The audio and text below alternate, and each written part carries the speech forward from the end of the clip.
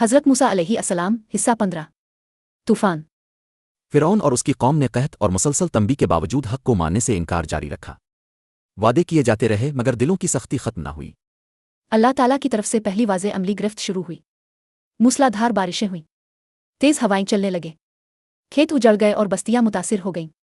وہی قوم جو خود کو طاقتور سمجھتی تھی قدرت کے ایک اشارے کے سامنے بے بس نظر آنے لگی۔ جب طوفان کچھ تھما تو انہوں نے حضرت موسیٰ سے کہا، اے موسیٰ، اپنے رب سے دعا کرو، اگر یہ مصیبت ٹل گئی تو ہم ضرور ایمان لے آئیں گے۔ حضرت موسیٰ نے دعا کی اور اللہ کے حکم سے طوفان ختم ہو گیا۔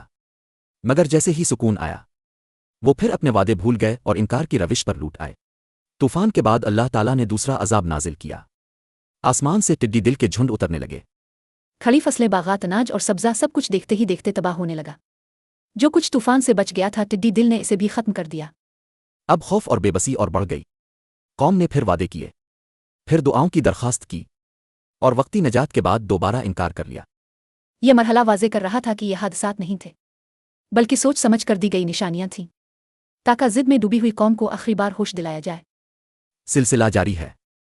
اگلا حصہ جوئیں اور مینڈک، ایسی آزمائشیں جنہوں نے روزمرہ زندگی کو ناقابل برداشت بنا دیا۔